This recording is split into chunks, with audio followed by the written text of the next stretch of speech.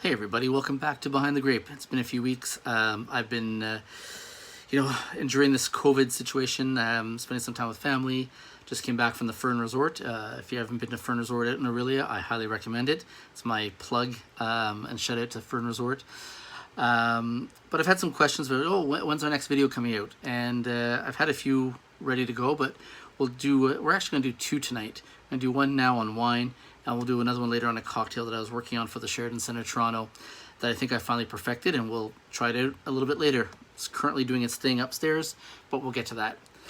But like I always say with Behind the Grape, we're not here to rate wines. I don't really believe so much in rating of a wine. If I say a wine is 95, well, what does that mean to you? Because, it could be an 85 to yourself. I'd rather just talk about the wine itself, maybe a little bit of information about the producer, the region, and then, where you can get it.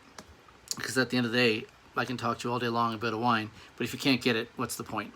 So tonight we're going to talk about the Benjamin Laroche La Manufacture Chablis.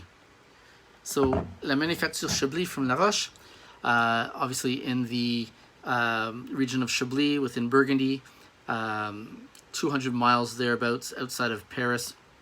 Cool climate region. So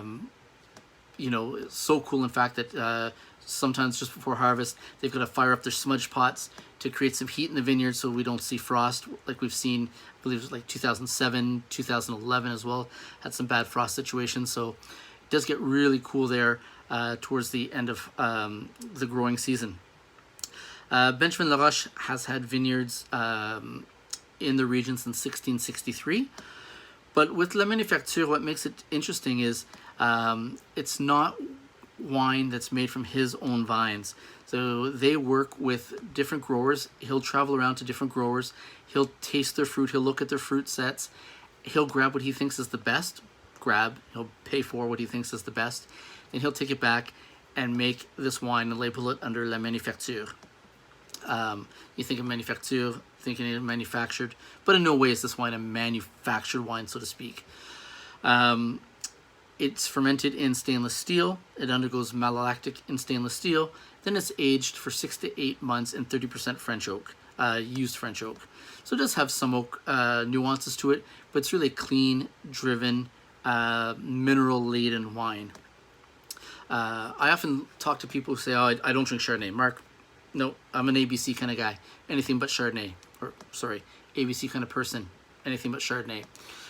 And I always have fun with that because I find most times when people say that to me, they've been hit in the face by a heavily oaked California Chardonnay, which I tend to like, especially in the winter. But I can understand you can chew through it. Like, I can't drink Chardonnay. But then you show them a well-made Chablis, which again, stainless steel for the most part, a little bit of used oak, high minerality, completely different. And like, wow, what is this? Well, it's Chardonnay. Well, how can that be? Why are they so different? Well, different ways of making the wine, different ways of aging the wine, different climates, different terroirs, and so on and so on. So let's look at this Chardonnay, Chablis. This is golden green. It goes out I don't know if you can see this on here, but there's beautiful golden green reflections to the outside of the rim. Very little viscosity, and it's really clean. Like it's vibrant. The color is vibrant. The nose, it's 2017, and it's really youthful, and it's high levels of intensity of aroma. And it's tart green apple skin, bruised lime peel, lime juice, all on that tart side. So when I say tart, there's a difference between tart and fresh. And usually when I tend to find it on the tartar side, my mind always starts going towards the old world of wine.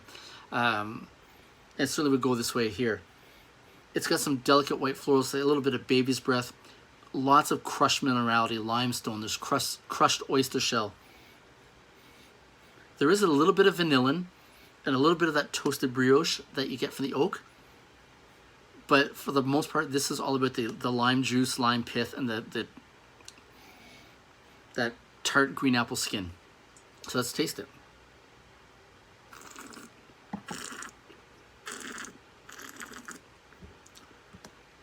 Oh, wow. Really, again, the Chablis. tart green apple skin, tart lime juice. It's almost like I've taken a lime and just bitten into it, and I'm just salivating. So that crushed oyster shell, the limestone minerality. Still get a little bit of the brioche, but not as much. This is all masked by the acidity. And I say that, it's still in good balance. Alcohol's medium, it's 12.5%, I'd say, but the acid is through the roof. Another marker of a cool climate, that high acid, low alcohol. Right? It is balanced, even though I say the acid is high, but the fruit brings it down as it rests on the palate. It's got a super long finish.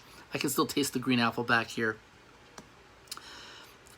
And it's got pretty decent complexity. Again, because I think he's using multiple people's fruit, I don't tend to get the complexity that I might get from, say, a single vineyard.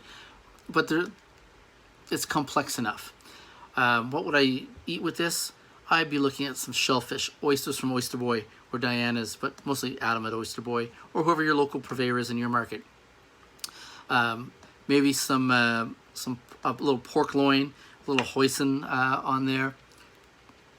But that's where I'd tend to go with. But I'd be more on that shellfish seafood side. Even like a little scallop ceviche with a little fresh lime zest all day long. Put me on a patio. You won't get me off of it with this Chablis.